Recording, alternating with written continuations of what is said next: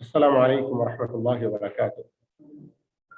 अल्हम्दुलिल्लाहि रब्बिल आलमीन, वस्सलातु वस्सलामु अला सय्यिदिल मुरसलीन नबीना मुहम्मद व अला आलिहि व सहबिहि अजमईन, अम्मा बाद। अऊज़ु बिल्लाहि समीइल अलीम मिनश शैतानिर रजीम। अक़ीमुस सलाता व आतुज़ ज़काता वरकऊ मअर राकिईन। मोहतरम मुअज़्ज़ज़ साथियों, मिसाली मुसलमान, हर मुसलमान को चाहिए कि वो एक ऐसी ज़िंदगी गुजारे जो दूसरों के लिए इंतहाई काबिल नमूना हो। ये सिलसिलेवार दर्स अल्लाह के फजल तौफीक से हमने पिछले कुछ हफ्तों पहले से शुरू किया है। आज उसकी 5वीं किस्त में हम लोग हैं। अल्लाह अज़्ज़ व जल्ला से दुआ करते हैं कि कुरान और हदीस को वैसे समझने की तौफीक अता फरमाए जैसे सहाबा इकराम को अल्लाह के रसूल सल्लल्लाहु अलैहि वसल्लम ने समझाया था। मोहतरम मुअज़्ज़ज़ साथियों, अगर आपको याद हो तो पिछले दर्स में मिसाली मुसलमान अपने रब के साथ इस ज़ैली उन्वान में हम नमाज का मकाम मर्तबा और बाजमाअत नमाज के बारे में सुन रहे थे। उसी सिलसिले को आगे बढ़ाते हुए आज कुछ और बातें हम सुनने और समझने की कोशिश करेंगे। आज की बात में नबी करीम सल्लल्लाहु अलैहि वसल्लम का सहाबा इकराम के साथ वो सहाबा इकराम जो मस्जिद नबवी से दूर होने के बावजूद कभी एक नमाज में भी पीछे नहीं होते थे, और उनमें से बाज जिनके घर दूर थे तो उनको खबर मिली कि मस्जिद नबवी के करीब में कुछ मकानात खाली हुए हैं और वो वहां मुंतकिल होना चाहते हैं ताकि नमाजों में बआसानी और जल्द पहुंच सकें। तो उस मौके पर नबी करीम सल्लल्लाहु अलैहि वसल्लम ने उन लोगों को एक बहुत बड़ी अजीम खुशखबरी सुनाई, और वो सहाबा इकराम जो मुंतकिल होना चाहते थे, बनु सलमा से उनका ताल्लुक था। आप सल्लल्लाहु अलैहि वसल्लम ने फरमाया, बनी सलमा दियारुकुम तुक्तबु आथारुकुम दियारकुम तुक्तबु आथारुकुम। ऐ बनु सलमा, सुनो, तुम अपने घरों में ही बरकरार रहो, मुंतकिल ना हो जाओ, वहां अपने उन जगहों से मस्जिद नबवी के करीब में शिफ्ट ना हो जाओ। क्यों? तुम्हारे घर से मस्जिद तक आने के जो निशानात कदम हैं, कदमों के जो निशान हैं, वो भी तुम्हारी नेकियों में लिखे जाते हैं। 2 मरतबा अल्लाह के रसूल सल्लल्लाहु अलैहि वसल्लम ने फरमाया तो उन सहाबा ने कहा, अब हमको घर बदलना पसंद नहीं जब इतना हमें अजर सवाब मिल रहा है। गौर कीजिए, आज की तरह के बहुत ही अच्छे स्फल्ट जिसे कहते हैं डांबर रोड या तार वाली सड़कें साफ सुथरी नहीं हुआ करती थी। आज भी हम अपने गांवों का, देहातों का अंदाजा लगा सकते हैं जहां कोई पक्की सड़क ना बनी हो। उसके बावजूद क्या कहते हैं कि ये जो निशानात कदम हमारे लिखे जाते हैं, उस पर जो हमें अजर व सवाब मिलता है, उस बिना पर हम करीब में मुंतकिल नहीं होना चाहते। जरा हम अपनी हालतों पर गौर करें कि हमारे घर से अपनी मस्जिद का फासला कितनी दूर है। ये अजर व सवाब हम सोचने के बजाय हम जमात से पीछे रहने के लिए हजार बहाने ढूंढते रहते हैं आज के ज़माने में। अल्लाह ताला हम तमाम को बाजमात नमाज की अहमियत को समझने की तौफीक अता फरमाए। इस सिलसिले में एक और हदीस जो सही बुखारी मुस्लिम वगैरह में है, एक मौके पर आप सल्लल्लाहु अलैहि वसल्लम ने फरमाया, इन्न अअज़म अन्नास अजरन फिस्सलाह, नमाज में, नमाज के मसले में सबसे ज्यादा अजरो सवाब के एतबार से अजीम लोग वो हैं, अबअदुहुम इलैहा ममशा, जो जितनी ज्यादा दूर से मस्जिद की तरफ चलकर आ रहा है। तो जो जितना ज्यादा दूर से मस्जिद की तरफ चल के आ रहा है वो उतनी ही ज्यादा अजर व सवाब का मुस्तहिक है। जरा इस हदीस को समझने में कुछ गलत फहमियों में कुछ लोग पड़ जाते हैं, ना पड़े। नंबर एक, अगर कोई आदमी अपनी किसी मजबूरी की वजह से गाड़ी का सहारा लेता है तो हम ये नहीं कहेंगे कि उसको ये अजर नहीं मिलेगा। अल्लाह रब्बुल आलमीन अजर देने वाला है और उसकी मजबूरी को अल्लाह देख रहा है, जमात में तो शरीक हो रहा है। हत्तल इम्कान हमें कोशिश करना चाहिए कि जिन हदीसों में अजर व सवाब पाने के जो तरीके बताए गए हैं उन्हीं तरीकों को अपनाएं।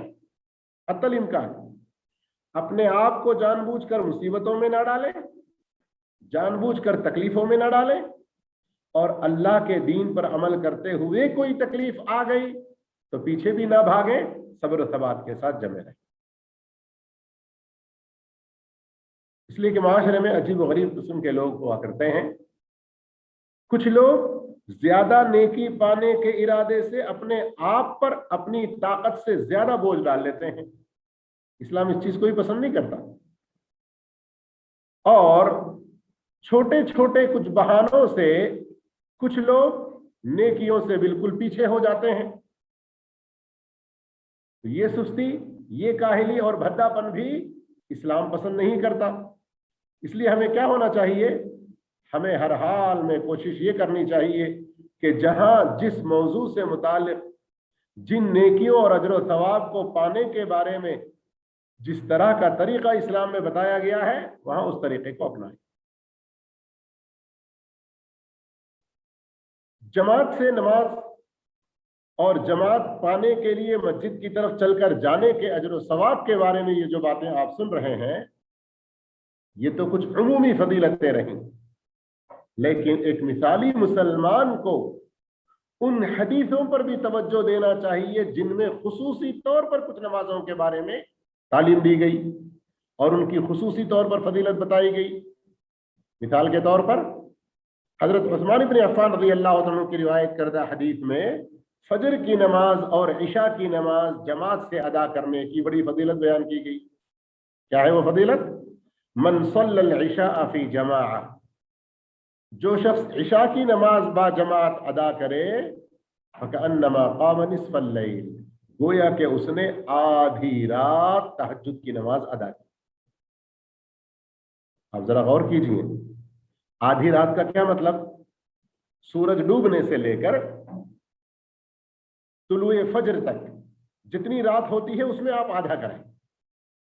अब आप देखें, मगरिब की नमाज भी आपने पढ़ी होगी, मगरिब इशा के बीच में आप चाहे ड्यूटी पर होंगे या अपने किसी आराम में होंगे, फिर इशा की नमाज आपने अदा की बाजमात।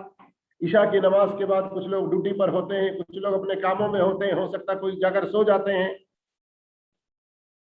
वो अपने तौर पर कुछ भी काम अपनी जरूरत के कर रहे होंगे, लेकिन इशा की नमाज बाजमात अदा करने का इतना बड़ा उनको फायदा मिलता है, गोया उस रात उन्होंने आधी रात क़ियामुल लैल में तहज्जुद में गुजारी, इतना सवाब उनको दिया जाएगा। फिर फजर के बारे में फरमाया, मन सल्ला सुबह फी जमाअतिन फकअन्नमा सल्लल लैला कुल्ला, और जो फजर की नमाज बा जमात अदा करे तो उसको इतना अज्र मिलता है, इतना अज्र और सवाब मिलता है जितना के रात भर तहज्जुद पढ़ते रहने वाले को मिलता है।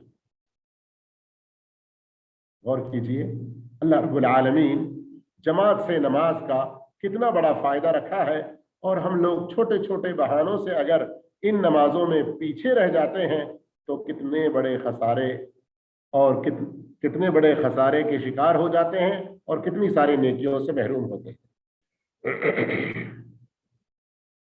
ये तो बात रही कुछ इस हवाले से कि एक मुसलमान को बाजमात नमाज अदा करने में पैदल भी चलना पड़े तो उसके लिए अलग से अजर व सवाब, कुछ खुसूसी नमाजों के हवाले से भी खास तौर पर यहाँ बात आ गई। और यहाँ एक और चीज का हमें ख्याल करना चाहिए, वो क्या है कि बाजमात नमाज, इसके बारे में मोटे मोटे कुछ फायदे आपके सामने कुछ हदीसों के हवाले से जिक्र किए गए। वरना अगर आपको याद हो तो लगभग शायद ये कोरोना से पहले की कोई बात है कि एक एक काम में हम एक से ज्यादा नियतें करते हुए अपने अजर व सवाब को कैसे बढ़ा सकते हैं, इस पर भी हमारा एक दर्स हुआ था। तो उसमें बिलखुसूस ये मौजू आया था कि बाजमात नमाज के लिए मस्जिद की तरफ जाना एक इंसान कितने किस्म के अजर को पा सकता है। तो वहां ये बात आई, कुछ और चीजों का भी जिक्र आया कि एक एक कदम पर जो उसको नेकी का वादा किया गया है वो कहां से कहां तक, अपने घर से निकलने से मस्जिद पहुंचने तक, नमाज अदा करने के बाद फिर मस्जिद से घर वापस लौटने तक। और दूसरी रिवायतों से पता चलता है कि हर कदम पर एक नेकी मिलेगी, हर कदम पर एक बुराई मिटेगी, हर कदम पर एक दर्जा बुलंद होगा। इसके अलावा एक और बहुत बड़ा अजर व सवाब, बहुत बड़ा अजर व सवाब अबू दाऊद की हदीस में जो आया है कि अल्लाह रब्बुल आलमीन ने जिन लोगों के बारे में जमानत ले ली कि अगर वो इस रास्ते में मर गए तो जन्नत में दाखिल करूंगा, और अगर वो सेहत और आफियत के साथ सलामती के साथ वापस आए तो अजर व सवाब से उन्हें माला माल करूंगा। इस बात की अल्लाह ने जमानत ले ली, सलातुम दामिनुन अलल्लाह। तो उनमें से एक आदमी कौन है, जो जमात से नमाज पढ़ने के लिए अपने घर से मस्जिद की तरफ चल पड़ा। अल्लाह ने उसके बारे में जमानत ली कि अगर वो इस रास्ते में मर गया तो अल्लाह उसको कहां दाखिल करेगा, कहां दाखिल करेगा, जन्नत में दाखिल करेगा। तो ये देखिए, घर से मस्जिद की तरफ बाजमाअत नमाज के इरादे से जाने का ये अजर व सवाब है। इसी तरह अगर किसी को इस रास्ते में वफात हो गई तो एक दूसरी हदीस से हमको इससे भी ज्यादा और बड़े अजर व सवाब की खुशखबरी मिलती है। वो क्या है कि अगर वो नमाज के लिए निकला मस्जिद की तरफ, चाहे जाते हुए या वापस लौटते हुए, रास्ते में इंतकाल हो गया, तो उसके लिए खुशखबरी ये है कि कल क़ियामत के दिन तक उसको नमाज पढ़ते रहने का अजर व सवाब मिलता ही रहता है, मिलता ही रहता है। वो तो मर गया, नमाज तो नहीं पढ़ सकता, लेकिन उसकी मौत किस हालत में हुई, नमाज की हालत। नमाज की हालत से मुराद यहां ऐन पढ़ते हुए ही जरूरी नहीं है, चाहे जाते हुए रास्ते में ही मरे या फिर वापस आते हुए रास्ते में मरे। और कीजिए अल्लाह अज़्ज़ा व जल्ला किस कदर अजर व सवाब देने वाला है। और हमारे कुछ लोग अल्लाहु अकबर इन हदीसों को, नबी करीम सल्लल्लाहु अलैहि वसल्लम की इन प्यारी तालीमात को नहीं पढ़ते हैं, तो जिसकी वजह से होता क्या है, बहुत सारे गलत ख्यालात में रहते हैं, बहुत सारी उनके पास मिसअंडरस्टैंड जो कहते हैं, अंधविश्वास वगैरह। कभी आपने सुना होगा किसी के बारे में कि मस्जिद जाते हुए या मस्जिद से वापस आते हुए एक्सीडेंट हो जाता है। क्या गुनाह किया था, बुरी मौत, मर गया एक्सीडेंट में, ऐसा भी कुछ लोग कहते हैं। एक्सीडेंट होने की वजह से हो सकता है वो नमाज के लिए जाकर आ रहा हो या नमाज के लिए मस्जिद की तरफ जा रहा हो और एक्सीडेंट हो गया। तो हम में से कुछ लोग इस एक्सीडेंट को, अरे भाई अच्छे काम के लिए जा रहा था ना, तो फिर इस तरह क्यों हादसे में मर जाना। एक मुसलमान को अपने एक मुसलमान नमाजी भाई के बारे में जो मस्जिद की तरफ जाते हुए उसका एक्सीडेंट हो गया, इस तरह की बुरी बात करने का कोई हक नहीं पहुंचता। इसलिए कि अल्लाह के नबी सल्लल्लाहु अलैहि वसल्लम उसके लिए खुशखबरी सुना रहे हैं, उसके लिए खुशखबरी सुना रहे हैं। अभी जो रमजान गुजरा, इंडिया में भी बहुत सख्त गर्मी पड़ रही थी। बाज अच्छे खासे जवान 26 साल एक जवान आदमी फोन करके कहता है, मेरी माँ कह रही है कि तुम रोजा ना रखो। क्यों? गर्मी बहुत ज्यादा है। कुछ हो गया ना। देखिए ईमान किस कदर कमजोर है, इल्म दीन से किस कदर जिहालत है। तो इसलिए मेरे भाइयों, इल्म बहुत ज्यादा हासिल करते रहना चाहिए। इससे हमारी बहुत सारी गलत फहमियां भी दूर होंगी। और बात आ गई तो मैं आखिरी बात जिक्र करके अपने दर्स को खत्म करता हूं। वो क्या है? नबी करीम सल्लल्लाहु अलैहि वसल्लम की ये जो अहादीस मुबारका है, ये भी अल्लाह की तरफ से वही है, अल्लाह की तरफ से। वमा यंतिकु अनिल हवा, कुरान में अल्लाह कह रहा है कि ये नबी मोहम्मद सल्लल्लाहु अलैहि वसल्लम अपनी जुबान मुबारक से कोई अपनी ख्वाहिशात की मनमानी की बात नहीं करते हैं। इन हुवा इल्ला वह्युन यूहा, वो वही बात करते हैं जिसकी वही उनकी तरफ की जाती है। तो ये बात क्यों कह रहा हूं कि अभी फिर एक मर्तबा सोशल मीडिया के जरिए अजीब व गरीब किस्म के फितने उठाए जा रहे हैं, अजीब व गरीब किस्म के फितने उठाए जा रहे हैं। हजरत हुदैफा रज़ियल्लाहु अन्हु के,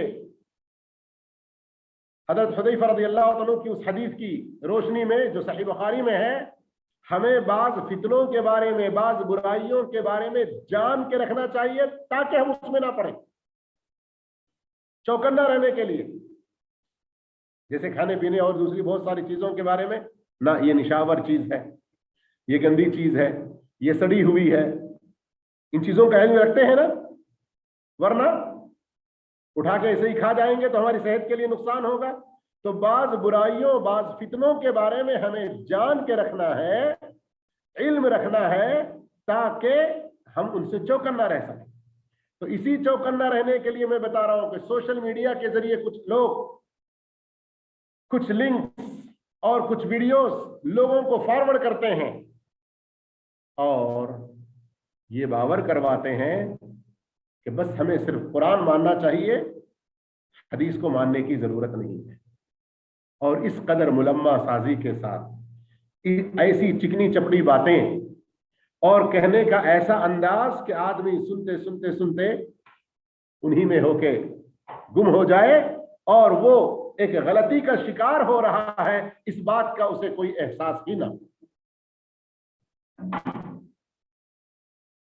तो याद रखें, कुरान के साथ साथ जैसे नबी करीम सल्लल्लाहु अलैहि वसल्लम ने फरमाया, अला इन्नी ऊतीतुल कुरआन व मिथलहु मअह, मुझे कुरान और उसके साथ दूसरी वैसी चीज भी दी गई है।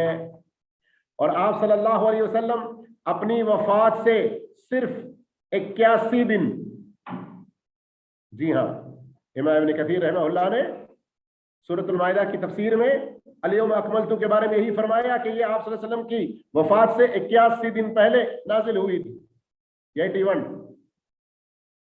उस मौके पर भी आप सल्लल्लाहु अलैहि वसल्लम ने सबसे मुखातिब होकर क्या फरमाया, तरक्तु फीकुम अमरैन, मैं दो चीजें तुम में छोड़े जा रहा हूं, लन तदिल्लु मा इन तमस्सक्तुम बिहिमा, जब तक उन दोनों को मजबूती से थामे रहोगे हरगिज गुमराह नहीं होगे, किताबुल्लाह व सुन्नती, एक अल्लाह की किताब और दूसरी मेरी सुन्नत। तो नबी करीम सल्लल्लाहु अलैहि वसल्लम की सही हदीसों को मानना, समझना, ये इंतहाई जरूरी है। इन बीचों में इस हवाले से काफी सवालात भी आ रहे हैं। कल ही एक सवाल आया कि एक साहब हदीसों को नहीं मानते हैं, कहते हैं کہ قرآن سے ہم کو صرف 3 ہی نمازوں کا ذکر ملتا ہے، بس میں وہی پڑھوں گا. اور کیا کہتے ہیں کہ یہ نمازیں بھی جماعت سے پڑھنے کی ضرورت نہیں ہے، گھر میں ہی پڑھنا کافی ہے. جبکہ 5 نمازیں قرآن سے بھی ثابت ہیں. سورہ قاف، سورۃ بنی اسرائیل، سورۃ ہود اور دیگر سورتوں میں آیتیں ہیں.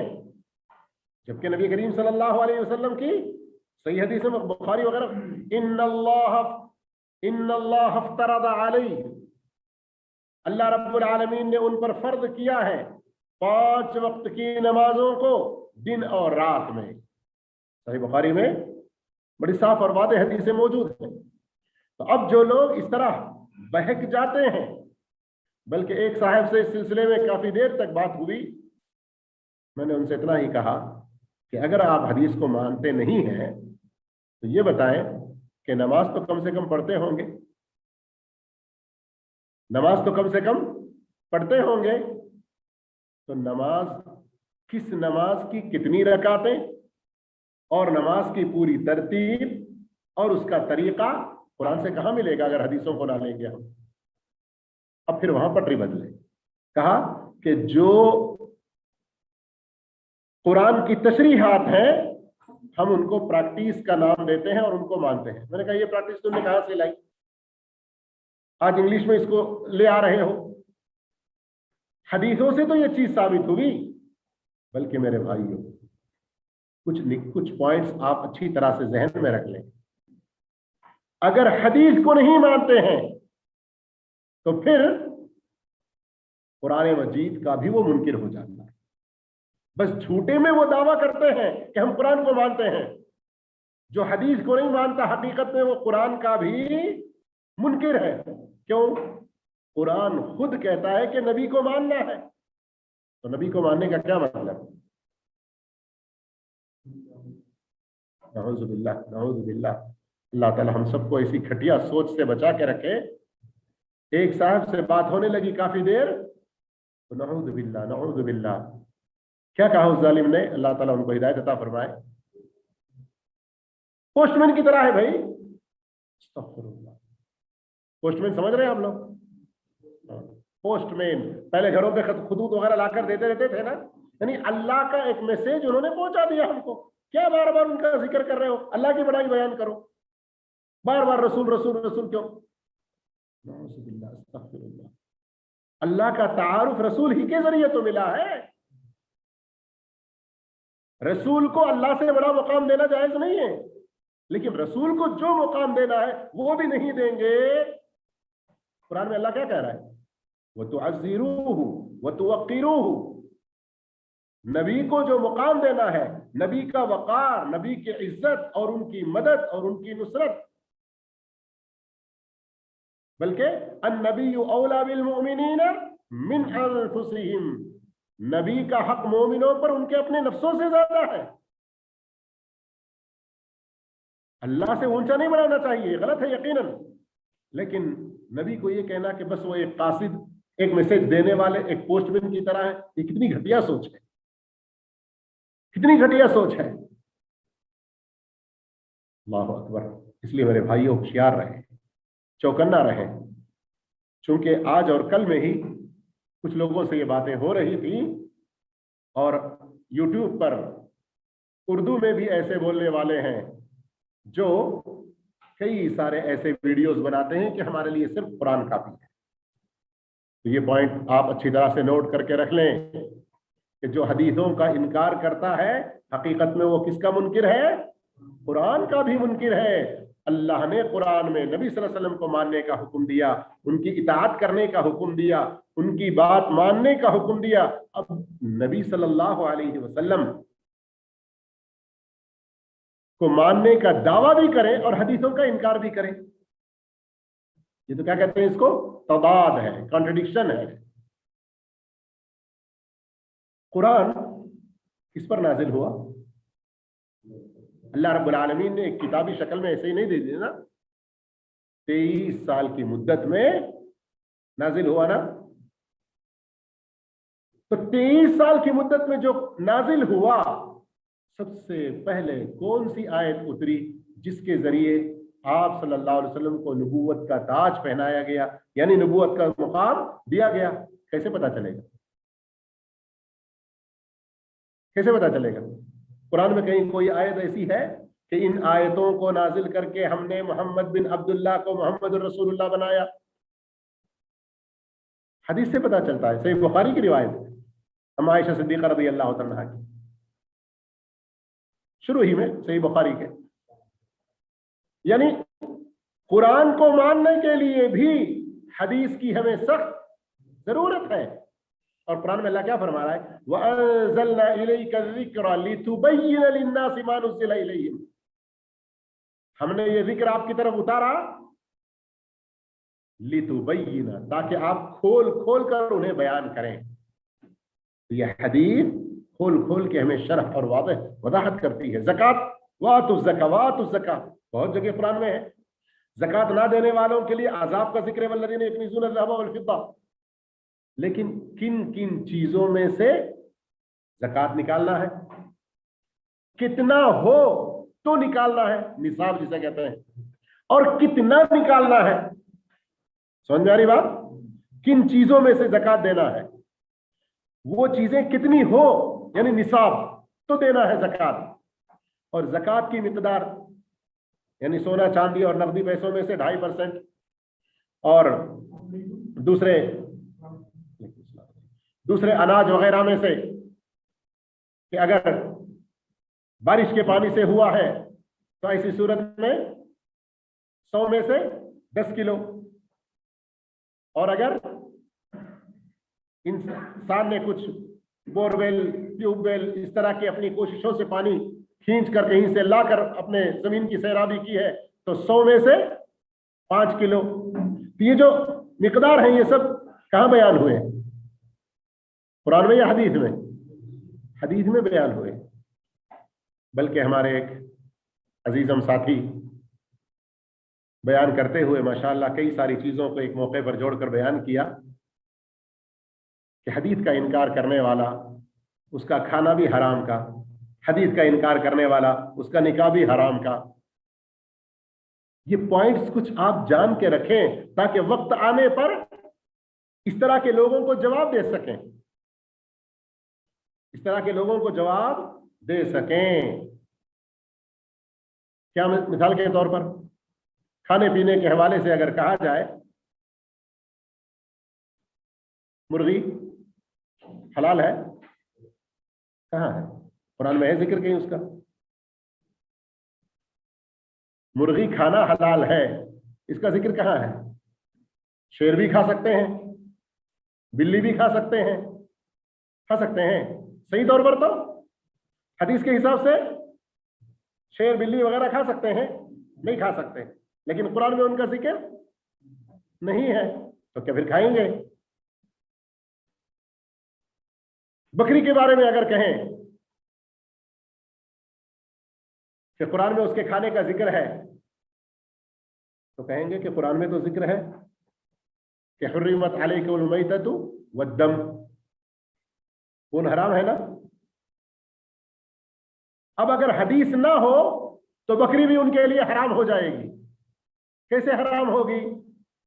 وہ اس طرح سے کہ حدیث میں ہے۔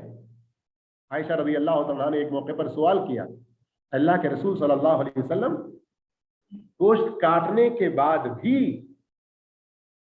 اندر میں کبھی تھوڑا سا خون ہلکا ہلکا ہوتا ہے نا کہیں کہیں کسی گوشت کے اندر میں،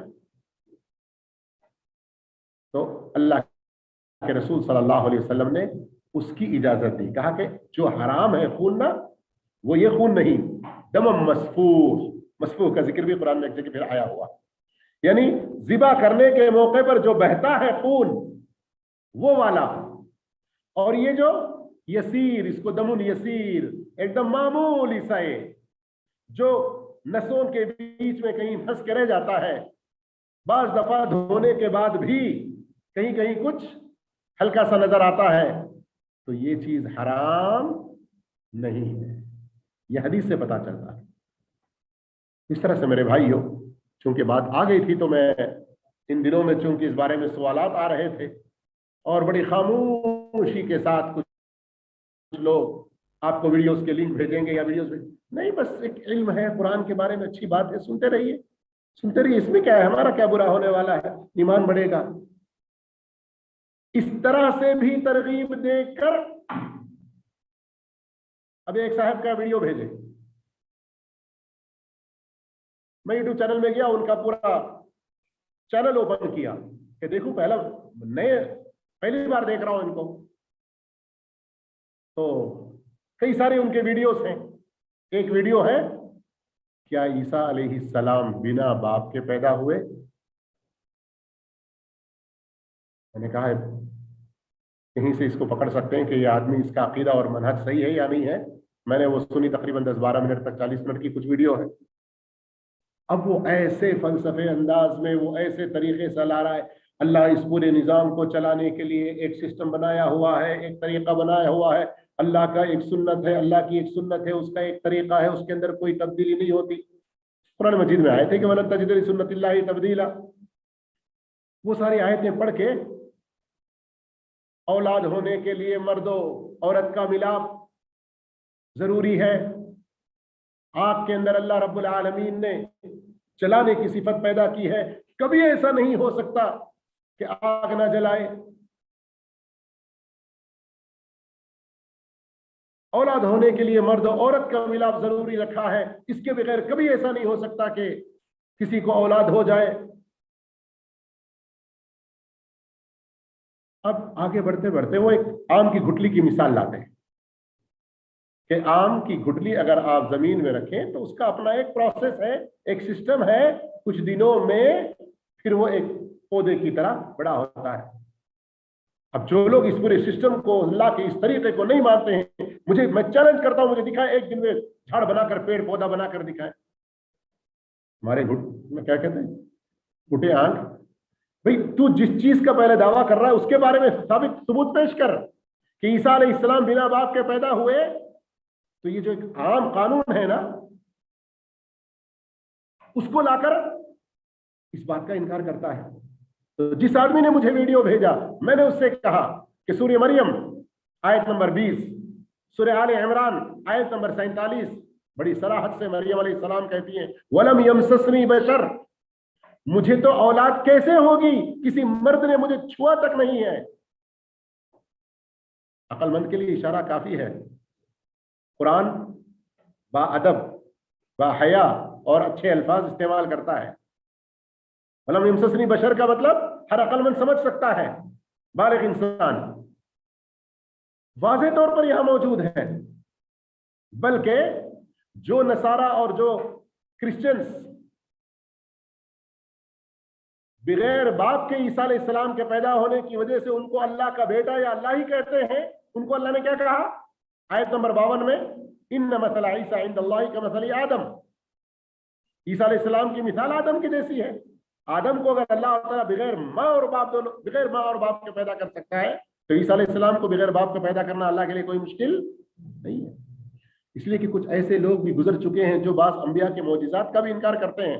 اب اس نے جو کہا کہ آگ اس میں جلانے کی قوت ہے، اب پوری ویڈیو اگر سنتے تو شاید ہوتا کہ ابراہیم علیہ السلام کے معجزے کا بھی انکار کرتا، جبکہ آگ کے اندر یقیناً ہم مانتے ہیں کہ اللہ نے رکھا ہے صفت، چھری میں کاٹنے کی صفت رکھی ہے اللہ نے، آگ میں جلانے کی صفت رکھی ہے، لیکن وہی اللہ رب العالمین ہے قُلْنَا يَا نَارُ كُونِي بَرْدًا وَسَلَامًا عَلَىٰ ابراہیم، کہا آگ ٹھنڈی ہو گئی، ٹھنڈی ہی نہیں سلامتی والی، کہ کوئی نقصان بھی نہ پہنچے ٹھنڈے پن سے بھی۔ اللہ جس آگ کا قادر ہے، مالک ہے، خالق ہے، وہ اس حکم کے پابند ہے۔ چھری میں کاٹنے کی صلاحیت اللہ نے رکھی ہے، یہ ہمارا ایمان ہے، اگرچہ کہ یہاں پر کوئی انسان اس کو تیز کرتا ہے، لیکن کاٹنے کی صلاحیت اللہ رب العالمین کی اجازت سے ہی ہے۔ ایک قانون اس نے رکھ دیا یقیناً، لیکن اسماعیل علیہ السلام کے لیے، ابراہیم علیہ السلام کو ذبح کرنے کے موقع پر اللہ نے اس قانون کو اٹھا لیا۔ قرآن سے ثابت ہے یہ چیز۔ اب دیکھیے قرآن کو ماننے کا دعویٰ کرتے ہیں اور ان چیزوں کا انکار، اس لیے حدیث کا انکار کرنے والا کبھی قرآن کو ماننے والا نہیں ہو سکتا، ایک نہ ایک دن وہ قرآن کا انکار کرنے پر آ ہی جاتا ہے۔ हम बहुत होशियार और चौकन्ना रहे। अल्लाह हम सबको नेक तौफीक अता फरमाए, हर तरह के फितने और हर तरह की बुराई से बचाए। अल्लाह रब्बुल आलमीन ईमान पर साबित कदम रखे, कुरान और हदीस को सच्चे मानने वालों में से हमको बनाए। आमीन व आखिर दावाना अल्हम्दुलिल्लाहि रब्बिल आलमीन। ऑनलाइन जो भी लोग सुन रहे थे उनके भी हम मशकूर हैं। बारकल्लाहु फीकुम। इसी पर आज का ये दर्स का इख्तिताम होता है। अस्सलामु अलैकुम व रहमतुल्लाहि व